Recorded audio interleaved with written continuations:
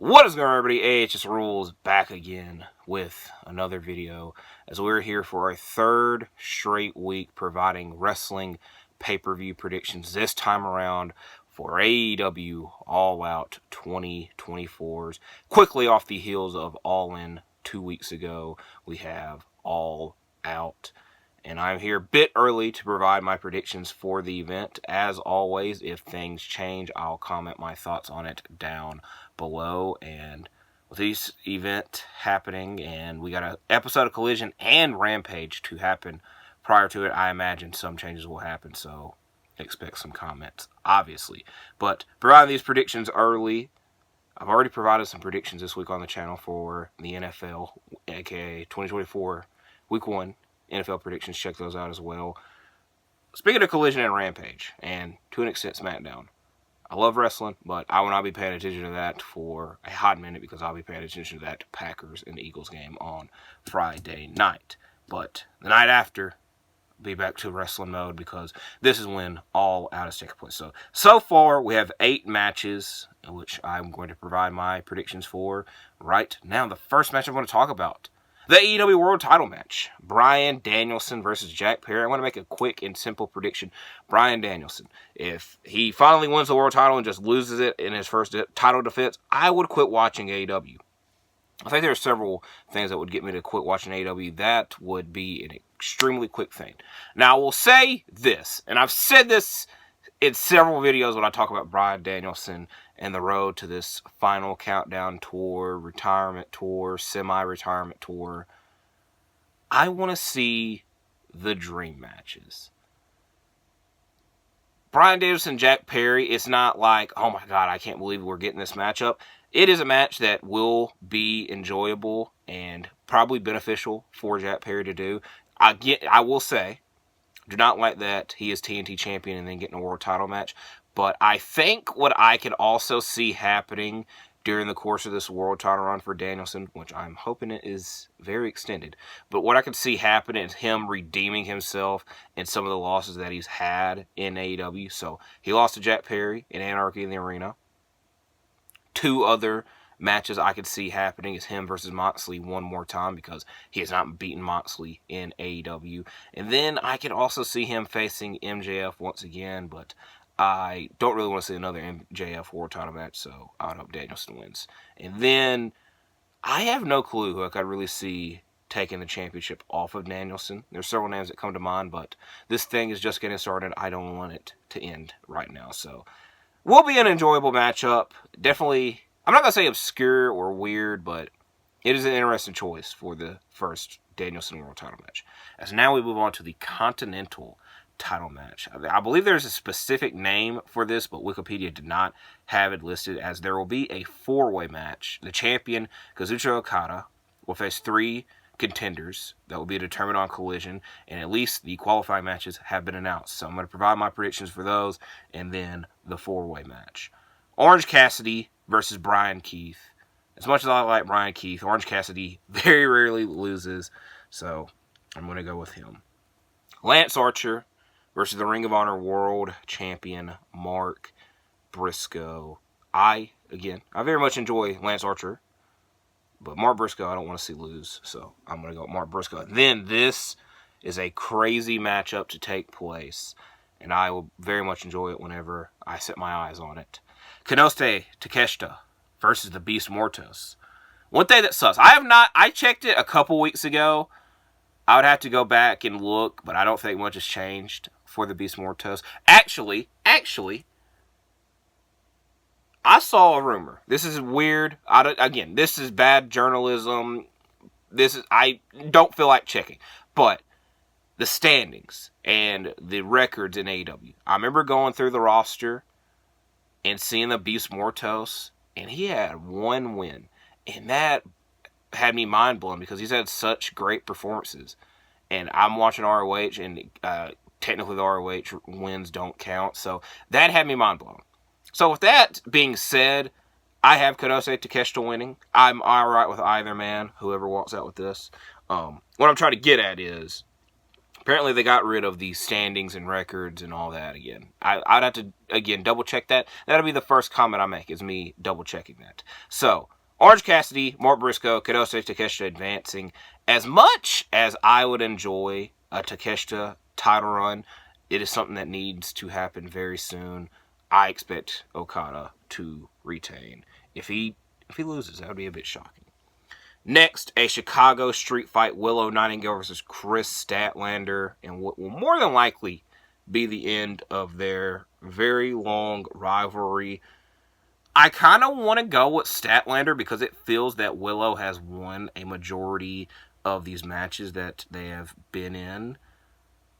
But something just tells me to pick Willow. So, I'm going to stick with my...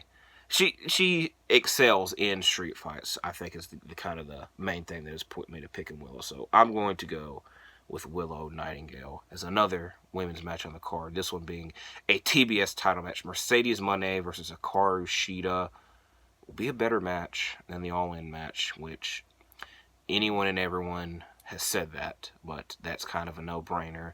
I think my issue is A, it's very predictable, and B, we just saw this matchup, so if I could get that out of my that previous matchup out of my mind, I'd probably be a bit more interested in this one, but I'm not gonna be that down on it, so I'm gonna go with Mercedes Moné winning. Next, for the tag team titles, the Young Bucks versus Claudio Castagnoli and Wheeler Yuta. Sadly, I'm gonna pick the Young Bucks. I want to change in the tag team division. I will give them credit. This is something different. But I don't really see Claudio and Yuta winning. I kind of have my feelings towards this trios title run as well, as much as I like the Bastard Pac. Is he a member of the BCC? Is he not a member? I don't really think he's a member of the BCC. I know that, again, I keep plugging Collision, a show that I'm not even going to watch live. But it's going to be the Elite versus Danielson, Pac, Claudio and Yuta. Again, kind of ties this all in, but it's kind of a pit stop into what I could see the Young Bucks doing next. Whatever that is, I don't know. Hopefully, it leads to new tag team titles. Or tag team champions, I guess I should say. But for this instance, I'm expecting the Young Bucks to win. Next matchup, one of the many heated matchups that we're going to be seeing at this event. MJF versus Daniel Garcia. I'm fully expecting MJF to win. If I was to provide a solution, I could see MJF winning this matchup and then being a cheap and cheating way, and then Daniel Garcia gets a rematch, and it's a stipulation match that takes place at Grand Slam in a couple weeks, and Daniel Garcia gets the big victory there. So I like seeing Daniel Garcia back, but I think MJF I'm not going to say he needs it, but losing at All In and then losing it All Out, I don't think, is anybody I've predicted, did they lose it All Out? I don't think so, but I expect MJF to win. And then, hopefully, like I said, they have another rematch and DG wins that one. Match of the night. The match I'm looking forward to. I spent a whole 5 minutes talking about this match and my all-in predictions. I've waited so long for this matchup. For the International Championship, Will Ospreay versus the Bastard Pac. As much as I like Pac, Will Ospreay literally just won the championship back, so I am going with Will to win. Very, very much looking forward to this match. I can see this being the opening match. This is something that is very underrated in wrestling that I want to mention. When pay-per-views start off, and then the fireworks happen, the pyro, they go they show the crowd and whatnot, and then the music hits of the first competitor in the first match, and it's like, oh, we're about to get this match. I could see that this match is in that role. So, Ospreay's music hits and the crowd goes nuts, kind of providing a suggestion there. But looking forward to this match and seeing what Ospreay does next as well. So now we get to our last matchup to talk about. A steel cage, unsanctioned, lights out match for AEW's most gruesome, heated rivalry in its history that is continuing. Swerve Strickland versus Hangman Page for Swerve won the first two matchups. The third time around, it ended up being a time limit draw. Hangman is desperately wanting this victory, and everyone is talking about how Dynamite ended this week. Now, what I want to talk about is something that I've mentioned several times on this channel, and I think I have slowly but surely kind of changed my thought process on it. And if you listen to what I'm going to say, it kind of spoils who I'm going to pick, but I would get to the prediction anyway. So, I have been very adamant on the channel in several videos where I thought that Hangman should have won the match at Full Gear last year, the Texas Death Match. With the main reason being that the Texas Death Match was Hangman's match. He beat Adam Cole, he beat Lance Archer, he beat Jon Moxley. Like, that was his match. And so for Swerve to go in there and to beat him in that match, it kind of is like, if we were to ever get another Texas Death Match with Hangman, he's already lost. You know, I didn't like Swerve. I didn't hate it. I did not hate it. And the main point that I kept making it from that match is Swerve still would have been a made man following that match because he did just the same amount or even more crazy shit than Hangman did, and the fans would have appreciated him. And I will say, the good that came out of that is like, that was Swerve's breakout moment. But the point I've been trying to make is I could have seen him still having that breakout moment even in a loss, and it keeps the Texas Death Match as Hangman's match. Another example of this, and somebody that is not on this All Out card at the moment, Darby Allin. He lost it all in a coffin match, which was his match. He beat Ethan Page, he beat Andrade, he beat Sting and Swerve. The coffin match was Darby Allin's match, where now, and this one I think I could again stand on business with, he lost, and it kind of,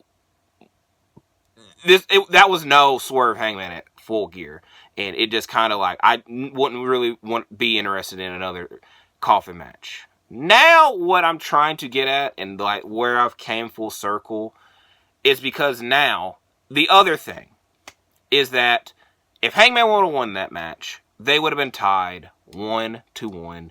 Obviously, would have been 1-1 with the time limit draw soon following.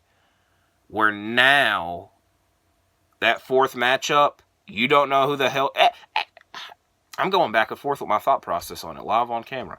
But now what I'm trying to get at is, we get to this fourth matchup, you don't know who the hell's going to win. It could be, it's 50-50, you know, split down the middle. Where now, spoiler alert, I see Hangman winning, and Hangman getting his redemption. The change of mood that I was having is like, this past year that we've seen Hangman, or since that Full Gear match, is Hangman wants Swerve to suffer. Hangman wants to see Swerve lose. He wants to beat Swerve. If he would have won that match, that intensity level probably would not have been there. It could have been there, but it definitely is like cranked to 10, maybe more. Where if he would have won, it would have been a little bit weird, you know. So the good that came out of it is Hangman desperately wants this win, and he's pulled that off and showcased that he desperately wants it, obviously. But I've got a split, because I'm like, my whole point was it'd be 1-1, tiebreaker, whoever wins the next match would be great. Where now, I don't know if they're going to go the series route. I think a lot of fans would be down for that, because this is just a rivalry that can go on forever. But I think it's now time for Hangman to get his win back.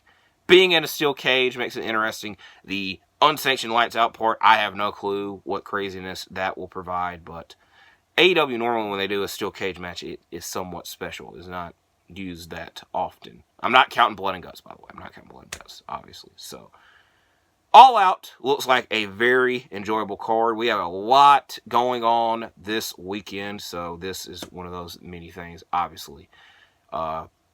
Like I said, anything that is added or changed before Saturday night, I'll comment my thoughts on it down below. If you want to hear me provide more predictions, I have my NFL predictions on the channel. NFL Week 1 predictions on the channel as well. Hopefully, if you're enjoying or you're watching any of those, you're enjoying it, you're liking it. Oh my God, I'm messing up the outro. Hopefully, if you're going to watch All Out or the NFL or any of my videos, please watch my videos. Please subscribe. If so, hopefully you enjoy it. Hope you like and subscribe. Stay safe this weekend, and I'll see you in the next one, because I'm out.